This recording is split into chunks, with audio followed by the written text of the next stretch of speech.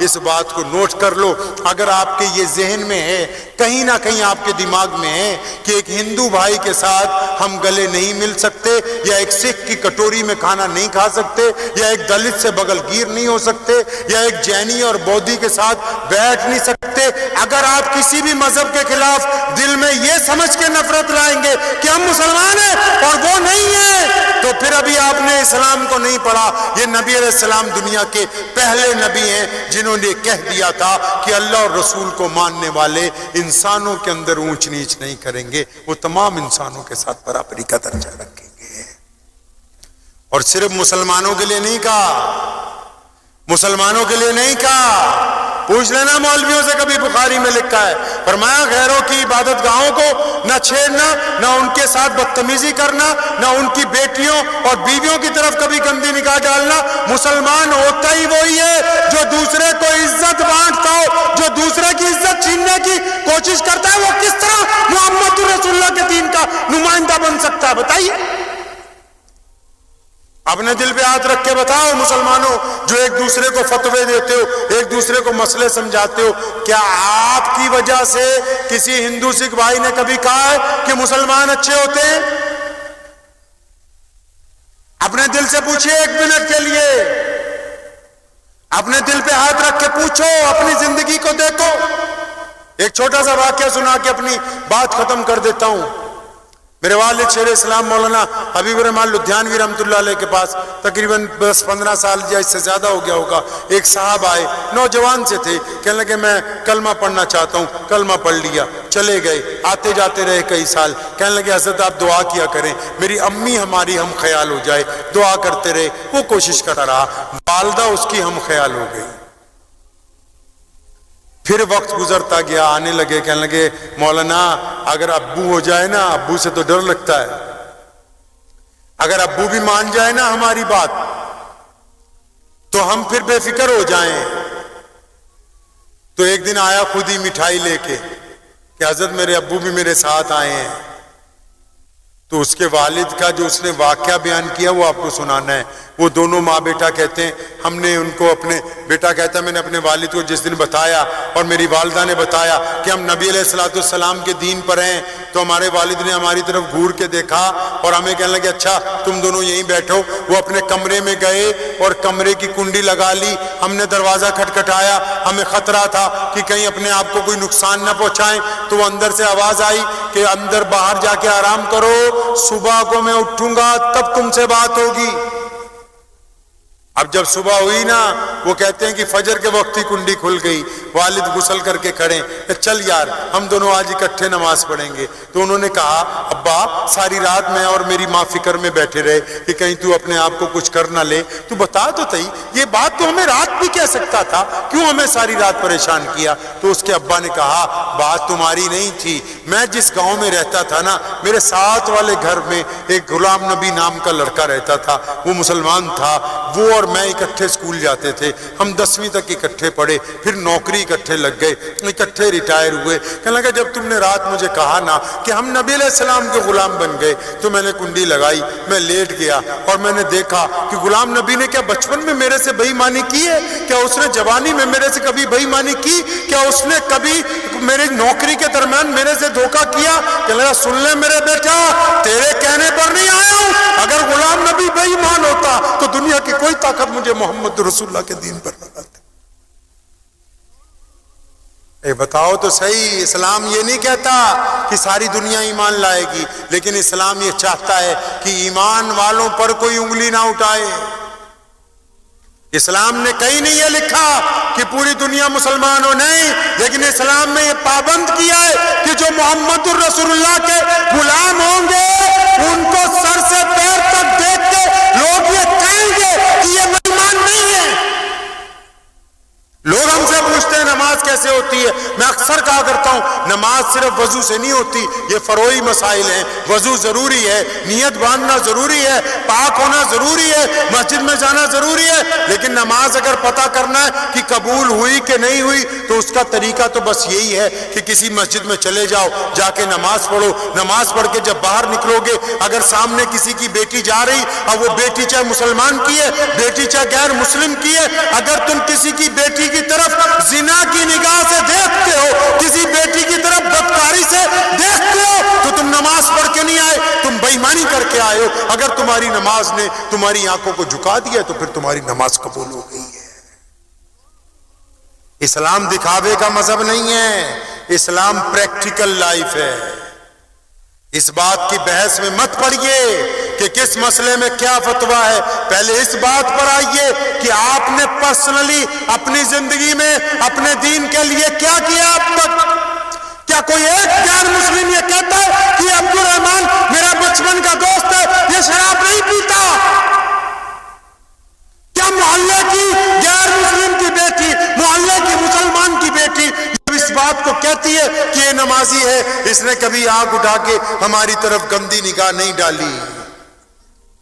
क्या जिस गैर मुस्लिम के पास आप नौकरी करते हो उस दुकान का मालिक ये कहता है कि अब्दुल रहमान को अगर गले पे बिठा जाओ तो कभी इसने 1 रुपए की हेरा फेरी नहीं की है? दिल पे हाथ रख के बताओ मुसलमानों, ये जिस तरफ हम जा रहे हैं कि रस्म बना ली नमाज, रस्म बना ली घर के अंदर कुरान खानी, रस्म बना ली के फलां दावत, रस्म बना ली के फलां दावत, कभी ये तो बताओ कि हमने जाती तौर पर दीन के लिए क्या किया? उन लोगों को कोई नहीं पूछेगा जो एक दूसरे पर किंतु परिंतु करते हैं। अल्लाह और उसके रसूल के नजदीक वो कामयाब होगा जिसकी अपनी जिंदगी में कुछ किया है। नबी अलैहिस्सलाम को देखो, माओ का एहतराम, बहनों का एहतराम, बीवी का हाथ बचा रहे, बेटी को अल्लाह की रहमत बताते हैं। हम कहां पर खड़े? वक्त भी बहुत हो गया है, फिर कभी दोबारा लंबी बातें करूंगा, लेकिन एक छोटा सा काम आपको मेरे साथ मिलकर करना है। कर लेंगे इंशाअल्लाह? अरे बोले कर लें इंशाअल्लाह। आपके पास दिल है? दिल है सबके पास? कहां है? हाथ रख के बताओ भाई कहां है? और भाई हाथ रख लो अल्लाह वालो। चचा हाथ, चचा इस तरफ है दिल। हाँ दिल पे हाथ रखो ऐसे, सब लोग रखिए, सब लोग जितने हैं सब रख लो, जो स्टेज पे वो भी रख लो, कोई बात नहीं। ऐसे हाथ रखो दिल पे भाई, ये दूसरे हाथ से इसको पकड़ लो ताकि हिले नहीं।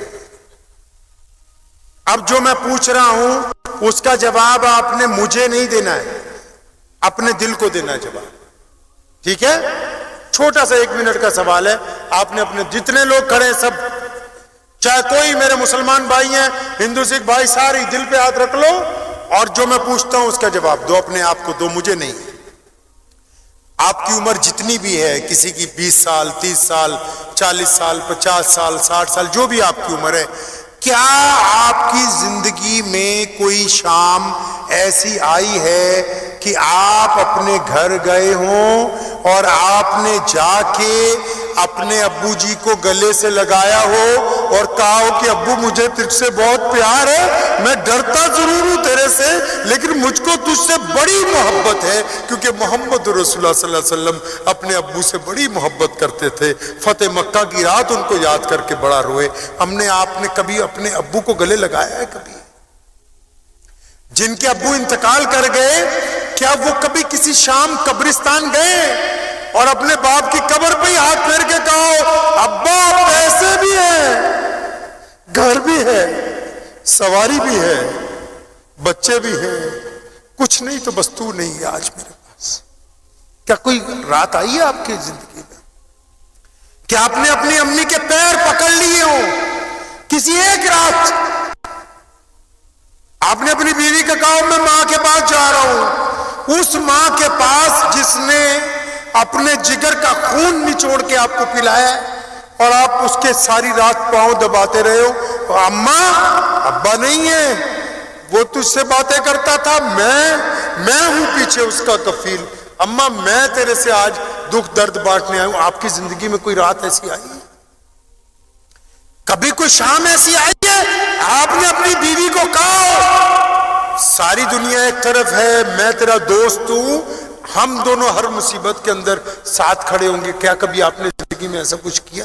अच्छा ये सब भी छोड़ो, जिनके साथ आपने बचपन गुजारा है, जिनके साथ आप जब گزار رہے ہیں، جن کے ساتھ آپ رات کو چائے پیتے ہیں، ان میں کئی لوگ ایسے ہیں جو غریب ہیں، کئی لوگ ایسے ہیں جو نوکری پیشہ ہیں، کئی لوگ ایسے ہیں جن کے پاس مہینے میں پورے پیسے نہیں ہوتے۔ کوئی رات ایسی آئی ہے کہ آپ نے اس رات کو اپنی حیثیت کے مطابق ایک لفافے میں پیسے ڈالے ہوں اور وہ پیسے چاہے 1000 ہو چاہے 1,00,000 ہو، اپنی حیثیت کے مطابق، اور چھپ کے جا کے جب سب سو گئے ہوں اپنے دوست کے گھر کے دروازے کے نیچے اس نیت سے پھینکے ہوں کہ میرے دوست کی بے عزتی نہ ہو، یہ بھی کسی کے آگے نہ ہاتھ پھیلائے، اس کی بھی عزت رہ جائے، میرا اللہ بھی مجھ سے راضی ہو جائے۔ کیا آپ نے کبھی زندگی میں کچھ ایسا کیا ہے؟ کیا آپ نے کبھی کسی بیمار کے پاس بیٹھ کے اس کو یقین دلانے کی کوشش کی ہے کہ خدا کی قسم اللہ چاہیں گے تو دوائی کھاتا رہے، تو ٹھیک ہو جائے گا، کوئی تیرا ساتھ دے نہ دے، میں تیرے ساتھ ہوں؟ کبھی آپ نے کبھی کچھ ایسا کیا ہے؟ کیا کبھی چلتے ہوئے آپ نے اسکوٹر یا سائیکل یا کار روک دی ہو اور کوئی پتھر گرا ہوا ہو ہائی وے پہ، آپ اس لیے اترے ہو کہ کسی ماں کا بیٹا گزرے گا، موٹر سائیکل پلٹ جائے گا، گر جائے گا، میں پتھر کو ہٹا دیتا ہوں، تو کیا اس کو آپ نے ہٹایا کہ میرے نبی علیہ السلام کی سنت ہے؟ کبھی کچھ آپ نے ایسا کیا ہے؟ کیا کبھی آپ کسی بھکاری کو پکڑ کے کسی ہوٹل پہ لے گئے کہ یار میں تجھے آج اچھا کھانا کھلاؤں گا؟ کسی روتے ہوئے کو ہنسایا ہے؟ کبھی کسی روتے ہوئے کو ہنسایا ہے؟ آپ کہتے ہیں نا آپ مسلمان ہیں، آپ کا دعویٰ ہے نا جی ہم تو بہت ساری مسجدیں رکھتے ہیں، مدرسے رکھتے ہیں، ہمارے پاس تو بڑی دعوتوں کا انتظام ہے، ہم تو بڑا برادری کے ہیں، ان میں سے کچھ کیا آپ نے؟ یہ جتنے کام میں نے بتائے ہیں نا، یہ ہر ایک کام نبی علیہ الصلوۃ والسلام نے کیا ہے۔ اپنے والد کو بھی یاد کیا ہے، ماں کی قبر کے اوپر بھی جا کے روئے ہیں، بہنوں کو سامان دے کے گھر سے رخصت کیا ہے، ماں کے جو دوست سہیلیاں آئیں ان کے ساتھ بھی خبر گیری کی ہے، امی خدیجۃ الکبریٰ کے جو بچے پہلے خامد کرتے تھے ان کے ساتھ بھی رفتاری کی ہے، مزدور کے ساتھ جا کے ہل بھی چلایا ہے کھیت میں، باغیچہ بھی اجوا کھجور کا اپنے ہاتھ سے محمد رسول اللہ نے لگایا، زخمیوں کی مرہم پٹی بھی کی ہے، کھانا بھی خود بنا کے اپنے گھر والوں کو کھلایا ہے، روتوں ہو کو اتنا ہنسایا ہے کہ ان کو کفیل کر دیا ہے، ننگوں کو کپڑے پہنائے ہیں، بھوکوں کو کھانا کھلایا۔ مسلمانوں کچھ تو بتاؤ کہ ایک بندہ کھڑا ہو کے کہ میں یہ کام کرتا ہوں ذاتی طور کے اوپر۔ یاد رکھو زندہ قومیں باقی رہتی ہیں، اپنے پاس سے اسلام میں رواج نہ لاؤ، خود کیا کر سکتے ہو دین کے لیے وہ دیکھو۔ مسجد میں اختلاف پیدا کرنا، مسلمانوں میں گروہ بندیاں پیدا کرنا، نفاق پیدا کرنا، فروعی مسائل کو اتنی طاقت سے بیان کرنا کہ ایک دوسرے کے لوگ دشمن بن جائیں، اس سے آپ کو فائدہ ہونے والا نہیں، نقصان ہونے والا ہے۔ نیت یہاں باندھو تب بھی نماز ہو جائے گی، یہاں باندھو تب بھی ہو جائے گی، یہاں باندھو تب بھی ہو جائے گی، رفع دین کرو تب بھی ہو جائے گی، لیکن اگر ان ہاتھوں کو کاٹ دو گے پھر نہیں ہوگی۔ صفوں کے اندر انتشار پیدا کر دو گے پھر نہیں ہوگی، لوگوں کا قبلہ بدلنے کی کوشش کرو گے پھر نہیں ہوگی۔ پھر اس لیے یاد رکھو ہمارے پاس جو کچھ سرمایہ ہے وہ نبی علیہ السلام کی محبت ہے۔ کس کی محبت ہے جی؟ نبی علیہ السلام کی۔ کہیے صلی اللہ، زور سے صلی اللہ۔ ایک کام کرنا ہے، ہر وقت نگاہ رکھنی ہے عشق رسول صلی اللہ علیہ وسلم پر۔ کوئی ایک سنت ادا کرتے رہیں گے فائدہ ہوتا جائے گا انشاءاللہ تعالی۔ کریں گے انشاءاللہ؟ پانی پلانے کی سنت ادا کریں، کھانا کھلانے کی سنت ادا کریں، معاف کرنے کی سنت ادا کریں، مسکرا کے دیکھنے کی سنت ادا کریں، غریبوں کو اٹھانے کی سنت ادا کریں، لیکن جب یہ سنت ادا کریں تو مذہب کی اینک نہیں لگانی ہے، مذہب کی اینک نہیں لگانی ہے۔ اللہ پورے عالم کے رب ہیں اور نبی علیہ السلام پورے عالم کے لیے رحمت بن کے تشریف لائے ہیں، تو کوشش کریں گے کہ ہم اپنے اندر کچھ تبدیلی لائیں گے تبدیلی انشاءاللہ۔ پرسنلی بدلنا ہے اپنے آپ کو، پھر دوبارہ ہم آپ کے پاس آئیں گے انشاءاللہ تعالی، یہ آپ سے وعدہ ہے۔ لیکن کوشش یہ کرنی ہے کہ ہم نفاق کے راستے میں نہ جائیں، اتفاق کے راستے پہ جائیں انشاءاللہ، چوں چرا کے راستے میں نہیں، اطاعت کے راستے پر फर्मा बरदारी के रास्ते पर, मोहब्बत के रास्ते पर। वो किसी ने कहा है ना, मोहम्मद की मोहब्बत दीन हक की शर्त अव्वल है। सल्लल्लाहु, और जोर से कहा गया, दुरूद शरीफ इतनी बार तो आपको समझा दिया। सल्लल्लाहु,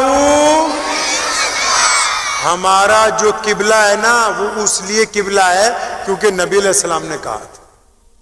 कुरान इसलिए कुरान है क्योंकि नबी अलैहि सलाम ने बताया। ईमान इसलिए ईमान है क्योंकि नबी अलैहि सलाम ने बताया। मस्जिद इसलिए मस्जिद है क्योंकि, तो रिश्ता किससे मजबूत रखना है जी? नबी अलैहिस्सलाम से। मोहम्मद की मोहब्बत दीन हक की शर्त अव्वल है, अगर इसमें है खामी तो सब कुछ नामुकम्मल है। मुझे उम्मीद है कि आपको ये वीडियो पसंद आई होगी। अगर पसंद आई हो तो ये आप अपने दोस्तों के साथ शेयर करें और इस चैनल को सब्सक्राइब जरूर करें।